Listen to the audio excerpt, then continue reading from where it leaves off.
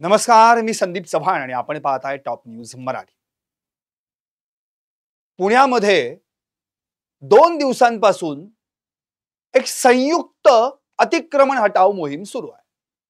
संयुक्त अशासाठी की मुळात हा कार्यभाग सगळा अतिक्रमण हटवण्याचा या पुणे महापालिका प्रशासनाचा, पण अर्थात त्यासाठी पुणे पोलिसांचा बंदोबस्त लागणारच। त्यामुळे हे दोघं एकत्र येऊन या ठिकाणी ही कारवाई करतात। आता कारवाई कुणावर? तर कुख्यात गुंड अंधेकर आणि त्यांच्या कुटुंबियांशी संबंधित असलेल्या या सगळ्या बेकायदा मग टपऱ्या, शेड, कमानी यांच्यावर आता आज आणि काल ही 2 दिवसांची कारवाई आपण गुरुवार पेठ, नाना पेठ या ठिकाणी पाहतोय। त्यामध्ये ही जी काही अतिक्रमण हटाव मोहीम राबवलेली आहे याचं कौतुक सगळीकडे होतंय, पण प्रश्न हा पडलाय की या पोलिसांना ही कारवाई आत्ताच करायची मुहूर्ताची वेळ मिळाली। मग इतके वर्ष त्यांच्या टपऱ्या, त्यांचे शेड, त्यांची दुकानं हे जे काही त्या ठिकाणी साम्राज्याच्या माध्यमातून उभं होतं त्या पोलिसांना दिसलं नाहीत। म्हणजेच या अंधेकर टोळीचे आणि अंधेकर कुटुंबियांनी जे काही उद्योग केले, म्हणजे आधी बाळू अंधेकर आणि नंतर बंडू अंधेकर यांनी जुगार, मटका, अवैध धंदे या माध्यमातून जे काही व्यवसाय उभे केले होते ते पोलिसांना दिसलेच नाहीत। आणि कालपासून पोलिसांचा तिसरा डोळा उघडला आणि मग सुरुवात झाली, आता आम्ही हे सगळं उद्ध्वस्त करणार। अगदी काही दिवसांपूर्वीच या जुगार, मटके या धंद्यांवर त्यांनी कारवाई केली। मग मला हा प्रश्न पडलाय, अंधेकर टोळी काय काल परवा उगवली का पुणे शहरात, की ज्यांनी कालच अगदी काल परवा जुगाराचं अड्डा सुरू केला, पोलिसांना परवा काल कळला आणि आज लगेच धाडी टाकल्या?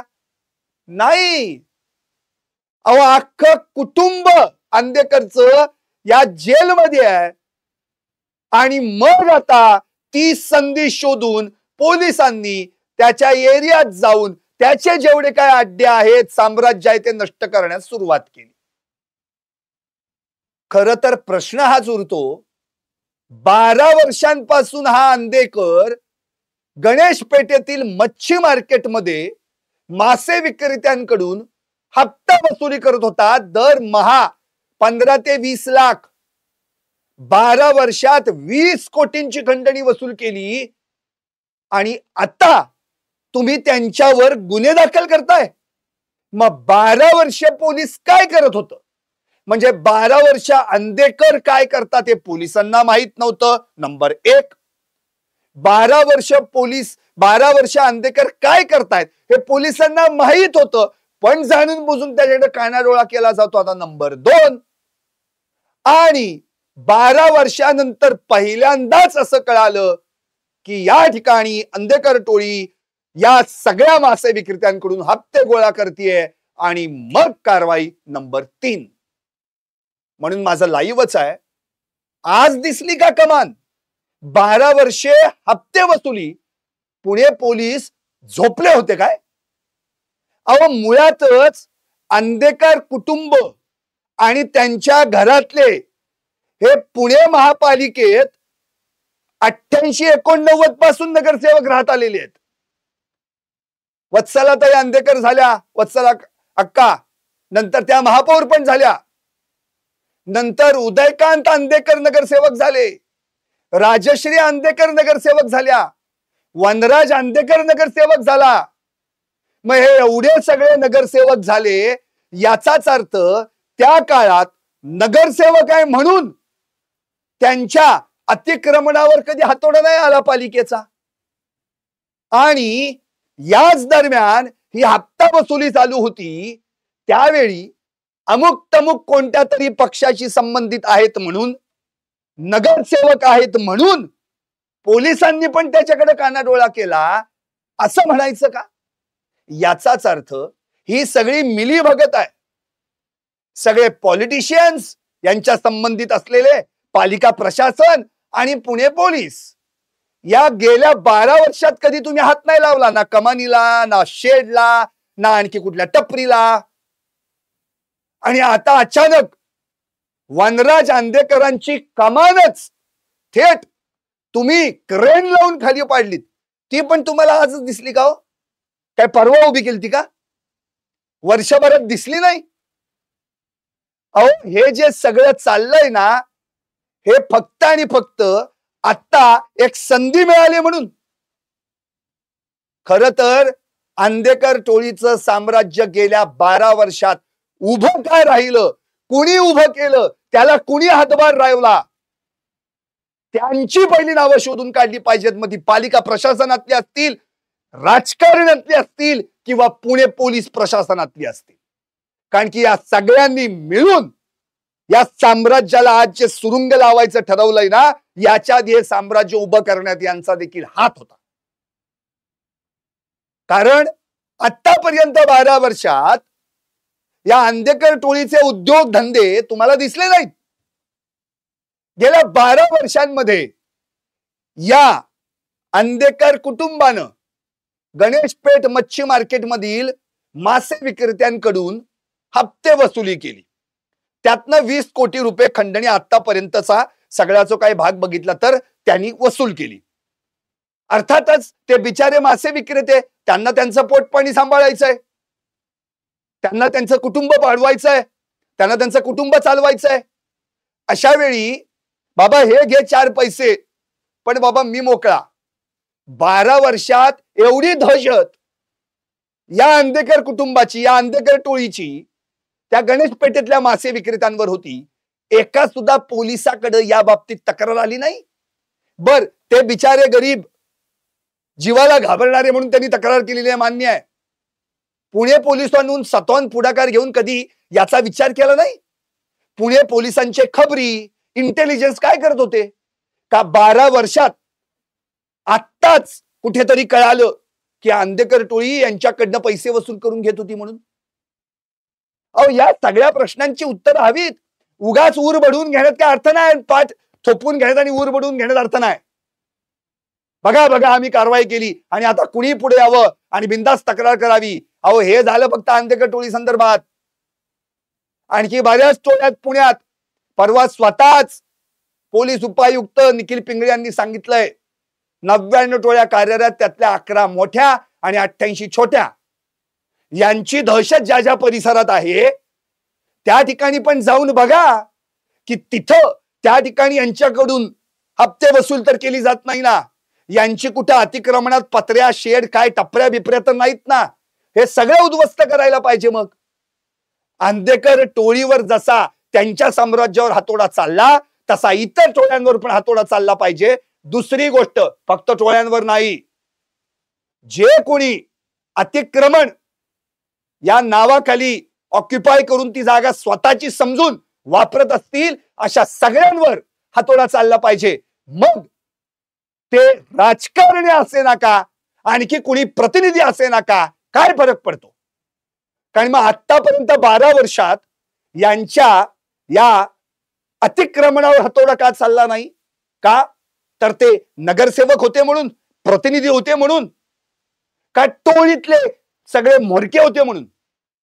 अहो बघा ना, वनराज अंधेकर 1 सप्टेंबर 2024 रोजी त्यांची हत्या झाली. नगरसेवक होते. 2017ला ते नगरसेवक झाले. 2024 ते आज त्याची कमान पाडली पोलिसांनी. 1 वर्ष झालं. या वर्षभरात ती कमान दिसली नाही तुम्हाला? बर, 8 महिन्यापूर्वी उभे राहिले असेल, दिसले नाही कमाला. बर, 4 महिन्यापूर्वी उभे राहिले असेल, दिसली नाही पोलिसांना. आता त्याच्या भाच्याची पण हत्या झाली, आयुष कोमकर, 5 सप्टेंबर 2025. त्यानंतर अख्खा अंधेकर कुटुंब जेलमध्ये घातलं गेले ते सगळे. आत मकोका पण त्यांच्यावर लावला. मग आता आयुष कोमकर याच्या हत्येनंतर पोलीस जागे झालं का? खर तर जे काही 12 वर्षे हप्ते वसुली चालू होती या अंधेकर कुटुंबाकडून किंवा टोळीकडून, याचा अर्थ 12 वर्षे म्हणजे 2013 पासून हे 2025 आहे. मग 2013 पासून यांच्या घरात कोण कोण नगरसेवक होतं? वनराज अंधेकर 2017 नगरसेवक झाले. मग 2017 ते 2022 म्हणजे 5 वर्ष ते नगरसेवक होते. 2024 ला त्यांची हत्या झाली. बरोबर, म्हणजे ते नगरसेवक असताना हप्ता वसुली चालू होती. बरोबर, 12 वर्षापासून हप्ता वसुली चालू आहे असं म्हणतायत ना तुम्ही. दुसरं, नंतर राजश्री अंधेकर त्यांची आई दोनदा नगरसेवक झाल्या, 2007 ला आणि 2012 ला. मग 2012 ते 2017 म्हणजे पुन्हा 5 वर्ष नगरसेवक. म्हणजे या कालावधीतली 12 वर्षातली 5 वर्षाच्या कालावधीत त्या नगरसेविका होत्या. त्यावेळेत पण हप्ता वसुली चालू होती. उदयकांत अंधेकर हे 1992 पासून 92 ला नगरसेवक झाले, पुढे 15 वर्ष नगरसेवक राहिले. म्हणजे 2017 पर्यंत ते नगरसेवक होते. म्हणजे यातली पण 5 वर्ष जर घेतली तर त्यांच्या काळात पण हप्ता वसुली चालू होती. नंतर 2020 मध्ये त्यांचं निधन झालं. म्हणजेच गेल्या 12 वर्षात उदयकांत अंधेकर, राजश्री अंधेकर, वनराज अंधेकर हे तिघही आलटून पालटून नगरसेवक होते आणि यांच्या काळात हप्ता वसुली चालू होती. मग त्यांच्याच काळात ते पुणे पालिकेचे सदस्य आहेत म्हणून त्यांचं अतिक्रमण हटवली गेली नाहीत का?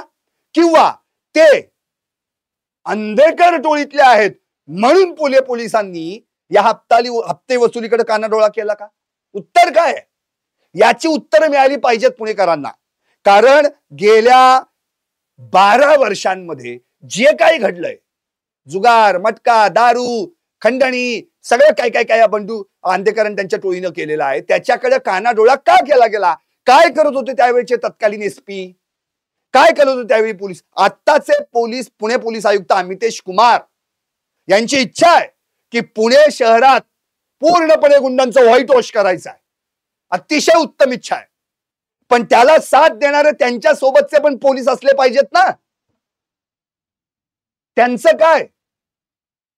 या सगळ्या उद्योगांमध्ये जे जे कोण सामील आहेत, 12 वर्ष हप्ते वसुली होत होती, तर ते पोलिसांच्या कानावर पडलं नाही का? ते पोलिसांपर्यंत कधीच पोहोचलं नाही का? 12 वर्षात एकही तक्रार पोलिसांकडे आली नाही का? बर, तक्रार येऊ न येऊ नागरिक दहशतीखाली असतात. तुम्ही स्वतःहून काय कारवाई करण्याचा प्रयत्न केलात का? इतके वर्ष त्यांच्या जुगार मटक्या यांच्यावर धाडी टाकण्याचा प्रयत्न का नाही झाला? इतके वर्ष त्या मच्छी मार्केटमध्ये जाऊन एखादा तरी फिर्यादी का नाही मिळवता आला? या सगळ्या गोष्टींची उत्तर मिळाली पाहिजेत. आता काय झालंय? पोलिसांनी वनराज अंधेकरची कमान आज जमीनदोस्त केली म्हणे. याच्यात काय ऊर बडवण्यासारखं नाहीये, जी कधीच जमीनदोस्त करायला पाहिजे होती. कालपासून पुणे पोलीस, महापालिका, अतिक्रमण विभाग या सगळ्या संयुक्त विद्यमाने कारवाई चालू आहे. मागच्याच आठवड्यात पोलिसांनी अंधेकरचा मासळी बाजार पण पाडून टाकला, जिथं त्यांनी 12 वर्ष हप्ते वसुली केली. त्यानंतर पालिकेनं काल त्याच्या अनधिकृत फ्लेक्स, टपऱ्या, शेड पाडून टाकले. आता आयुष कोमकर हत्येनंतर पोलिसांना जाग आली की आता आपल्याला हे सगळं करायला पाहिजे. गणेशपेठ मच्छी मार्केटमध्ये 12 वर्षे प्रोटेक्शन मनीच्या नावाखाली हा बंडू अंधेकर आणि त्याची टोळी आणि त्याची घरातली माणसं हा जो काही हप्ते वसुलीचा उद्योग करत होती, या 12 वर्षात का नाही पोलिसांनी कारवाई केली? त्यांच्याकडून तब्बल 20 कोटी रुपयांपेक्षा अधिक रक्कम उकळण्यात आली आहे. खरं म्हणजे ही प्रोटेक्शन मनी देता देता काही मच्छी व्यापारी जे आहेत ते अक्षरशः कर्जबाजारी झाले. पण करणार काय? दहशत आहे. दहशतीमुळे काहीच करू शकत नाही. आता हे सगळे जे काही कारनामे पोलीस आता समोर आणतायत, परवाच घायवळ टोळीत जे काही गोळीबार झाला कोथरूडमध्ये, त्यातल्या मग लगेच त्या टोळीतले जे पकडलेले आहेत त्यांची लगेच धिंड काढलीत. आता काय झालंय माहितीये का? जेल मधून आरोपी सुटून आला की तो त्याची मिरवणूक काढतो आणि ज्या ठिकाणी काहीतरी उद्योग टोळक्यानं केलं की त्याच ठिकाणी पोलीस त्याची धिंड काढतात. आता तेही कॉमन झालंय आणि हेही कॉमन झालंय.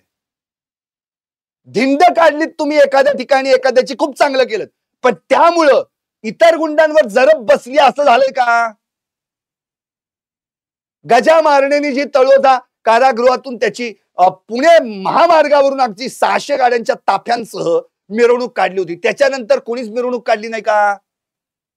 तुम्ही जिथं धिंड काढलीत अशी धिंड किती वेळा काढावी लागली बघा तुम्हाला. मग मला हेच म्हणायचंय की मुळातच आता इतकं डीप मध्ये जाणं गरजेचं आहे.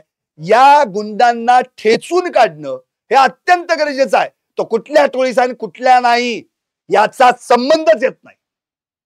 म्हणून सगळ्यात महत्वाचं म्हणजे अंधेकर टोळीचं नाना पेठेतलं अनधिकृत बांधकाम आज पाडण्यात आलं. काल उभं राहिलं होतं का ते? म्हणजे परवा उद्घाटन झालं, काल काही लोकांनी सगळं बघितलं आणि आज पाडलं? नाही. वर्षानुवर्ष जर 12 वर्षे उद्योग चालू होते तर पोलीस काय करत होते? एवढंच नव्हे, हे सगळं चालू असताना वनराज अंधेकरच्या स्मृतीस्थळानजीक असलेली पाणपोई गॅस कटरच्या मदतीनं काढण्यात आली. म्हणजे ती पाणपोई पण अतिक्रमणच होती. हे काही पहिल्यांदा कळलं का? कितीतरी जण पाणी पिऊन गेले त्यातून. मग आत्ताच काय झालं? मग एवढ्या वर्ष ती पाणपोई दिसली नाही का? पुढे यानंतर वनराज अंधेकरच्या नावाचं पोस्टर देखील चौकातलं हटवण्यात आलं आणि मासळी बाजारातील कित्येक अनधिकृत स्टॉल महापालिकेने उलथवून लावले. हे अनधिकृत स्टॉल काल परवा उभे राहिले का? यांना कुणी परवानगी दिली? या स्टॉलची काही असेल ना पोचपावत्या वगैरे, त्याचे काही महिन्याची काही बिल, भाडं, त्याचं काय? त्या संदर्भात कोण आवाज उठवणार आहे की नाही? नंतर काय? दुकानं, स्टॉल्स, बांधकामं सगळी जी काय आहेत ती काय करण्यात आली? उद्ध्वस्त करण्यात आली.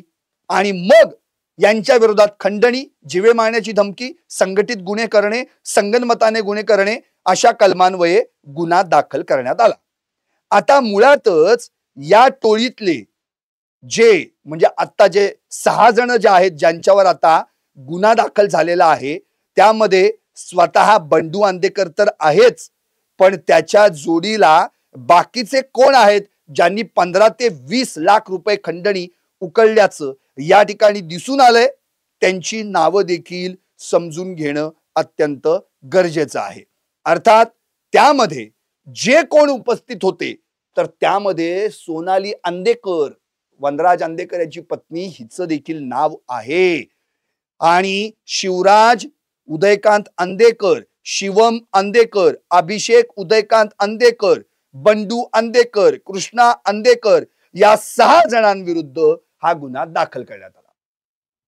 आता प्रश्न हा पडलाय की मुळातच हे जे कोण आहेत, हे कुटुंब सगळं, या कुटुंबातली ही सगळी माणसं, यांनी हे सगळे उद्योग केले, हे काल परवा केले? यांच्याविषयी एकाने तक्रार केली नाही किंवा पोलिसांनाही ते काहीतरी स्वतः इनिशिएटिव्ह घेऊन करावंसं वाटलं नाही. ऐन गणेश विसर्जनाच्या पूर्वसंध्येला आयुष कोमकर याची नाना पेठेसारख्या मध्यवर्ती भागामध्ये निर्घृण हत्या करण्यात आली. अर्थात या सगळ्या प्रकरणानंतर जी काही दहशत पसरली पुण्यामध्ये आणि मग कायदा सुव्यवस्थेचे दिंडवडे निघतायत असं जेव्हा पोलिसांना वाटलं, तेव्हा पोलिसांनी मग कोम्बिंग ऑपरेशन राबवलं, ह्याव केलं त्याव केलं आणि शेवटी पोलिसांनी या प्रकरणी सर्व आरोपींना ताब्यात घेतलं, त्यांच्यावर मकोका लावला. मग ते सगळे गजाआड झाले आणि मग पुणे पोलिसांनी ही संयुक्त कारवाई करण्याला सुरुवात केली. आता सगळ्यात महत्वाचा मुद्दा म्हणजे या प्रकरणात एक तक्रारदार आता पुढे आला, ज्यानं गेल्या 12 वर्षांपासून बंडू अंधेकर टोळीला प्रोटेक्शन मनी स्वरूपात खंडणी दिल्याचं उघड झालं. मग फरासखाना पोलीस ठाण्यात तो गुन्हा दाखल झाला आणि मग या सगळ्या संदर्भातली माहिती पुढे आली. एक तक्रारदार आता येतो, अशीच कारवाई जर तुम्ही गेल्या 12 वर्षात केली असती आणि दाखवून दिलं असतं सदरक्षणाय खल निग्रहणाय, तर त्याच वेळी त्यांची कितीतरी पैसे या टोळीला देण्यात पासून वाचले असते आणि ते बिचारे कर्जबाजारी झाले नसते. आज अमितेश कुमार आले आणि त्यांच्यामुळे, त्यांच्या मार्गदर्शनाखाली कारवाई झाली, हे पोलीस खात्याचं कौतुक आहे. मग याच्या आधी जे पोलीस होते ते काय करत होते हा प्रश्न उपस्थित होत नाही का? पुढे खर तर केवळ पुणे शहरातलाच मध्यवर्ती भाग नव्हे, कोंढवा, आंबेगाव, म्हणजे आंबेगाव पठार, चंदननगर, हडपसर, कोथरूड, एरवडा, उत्तमनगर, कुठेही जा, या भागात एकही दिवस असा जात नाही जिथं ही सगळ्या भुरटी जी काही टोळ्यातली गुंड आहेत यांच्या त्या ठिकाणी उद्योग होत नाहीत. मग कोयत्याचा वार होईल, कुठं कुठं गाड्यांची तोडफोड होईल आणि मग फक्त बातम्या येतात, आम्ही आपलं बातम्या तुमच्यापर्यंत पोहोचवतो, पोलीस तिकडे गुन्हा दाखल करतात. एक दोन जण अटक होतात, अतिशय गंभीर गुन्हे केले असतील संघटित गुन्हेगारीच्या माध्यमातून मकोका होतो, लवकर काही जामीन मिळत नाही, पण नंतर कालांतराने जामीन मिळतो, पट्ट्या बाहेर येतो की पुन्हा तोच एरिया, तेच टोळकं, तोच कोयता आणि सुरू. मग प्रश्न हा पडतो, वर्षानुवर्ष जर हेच चालू राहत असेल तर मग जो काही सर्वसामान्य माणूस आहे त्यांनी रस्त्यावरनं फिरताना अरे कुठून कुठं गोळी सुटल आणि आपल्याला लागल या भीतीखाली आयुष्यभर वावरत राहायचं का? पुढे सगळ्यात महत्वाचं म्हणजे परवाच उदाहरण, कोथरूडमध्ये जो काही गोळीबार झाला, कारण काय होतं, क्षुल्लक रस्त्यावरून जाताना साईड का दिली नाही या एका क्षुल्लक कारणावरनं गोळीबार. बर, हे सगळं घडतंय आणि हे सगळं घडण्यामागे फक्त पुणे पोलिसांची जबाबदारी म्हणायचं का? नाही. राज्यकर्ते राजकारणी काय करतायत यांना नको समजायला? आपल्या पुण्यात काय चाललंय, गेल्या वर्षभरामध्ये काय काय उद्योग चाललेत, कशा टोळ्या उद्योग करतायत, कसं सर्वसामान्य माणसाला त्रास देतायत, याचा विचार नको करायला? बर, सगळी ठिकाणी आपण बघतोय तर कुठेही जा, कुठल्या तरी गल्ली बोळात एखादा भाई असतोच, त्याची 4-5 टाळकी नाक्यावर पडीक असतातच. आता या सगळ्या प्रकरणांमुळं खर तर हे जे भाईगिरीचं फेव फुटलंय त्यात आता आणखी वाढलेत कोण? अल्पवयीन गुन्हेगार. आणि या टोळ्यांचे म्होरके बरोबर या अल्पवयीन गुन्हेगारांना आपल्यात घेतात, काय तुडुक मुडुक काय छोटफार त्यांना दाखवतात काहीतरी आमिष पैशाचं गाडीचं, देतात पिस्तुल्या त्यांच्या हातात, वय वर्ष 15, वय वर्ष 16, सगळ्या 18 वर्षाखाली, आणि मग हे नको ते उद्योग करतात. आता हे सगळं जे काही सुरू आहे याला कोण खतपाणी घालतं या मागचा विचार पण करणं अत्यंत गरजेचं आहे ना. खर तर त्या बंडू अंधेकरचे जे काय अवैध व्यवसाय सुरू होते, जुगार, मटका, वसुली, काय पूर्वी कधीच नव्हते का चालू? मुळातच खुनाच्या आरोपात त्याला टाकला की लगेच त्याच्या अवैध धंद्यांवर या ठिकाणी पोलिसांनी धाडी टाकल्या. आता शंका हीच येते ना की मुळातच आत्ताचे पोलीस आयुक्त जे आहेत अमितेश कुमार, त्यांना अजिबात हे असले धंदे पुण्यात नकोत. पण मग कुणाला हवेत की जे इतके वर्ष कारवाईपासून दूर राहिले? काय नाही दांडकी चालवली, काय नाही गोळ्या चालवल्या, काहीच नाही. तर झालंय कसं माहितीये काय, गोळ्या फक्त टोळ्यांनीच चालवायच्या आणि की त्यांच्याच पिस्तुलीत गोळ्या शिल्लक आहेत. पोलिसांकडे गोळ्याच नाहीत. दुसरी गोष्ट, पोलिसांकडे पिस्तूल आहे पण त्याला गंज चढलाय. आता हे खुलेआम जे सगळं चालू आहे त्याला कोणाचा तरी राजाश्रय आहे ना. सहज करतात का या टोळ्या? अहो, याच अंधेकर कुटुंबातले 3-3, 4-4 नगरसेवक 2-2, 3-3 वेळा निवडून येतात. म्हणजे राजकारणात पण तेच, धंद्यात अवैध धंद्यात पण तेच, भाईगिरीत पण तेच.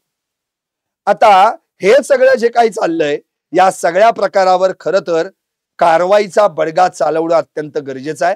आणि तो बडगा तेव्हाच उगारला जाईल जेव्हा पोलीस ठरवतील की नाही, आता आपल्याला कोणत्याही परिस्थितीत या सगळ्या प्रकरणात सुद्धा लक्ष घालावं लागेल. आता जे काही कारवाई पोलिसांनी सुरू केली आहे ना, ही कारवाई केवळ आता या टोळीपुरती मर्यादित ठेवू नये. बाकीचे पण बरेच एरिया आहेत. स्वतः पोलिसांनी सांगितलंय 99 टोळ्या आहेत, त्यातल्या 99 पैकी 88 किरकोळ आहेत आणि 11 मोठ्या आहेत. या सगळ्या टोळ्यांचा जो एरिया आहे त्या एरियामध्ये शोधून काढून, कोम्बिंग ऑपरेशन करून, मॅपिंग करून त्यांना शोधून काढा.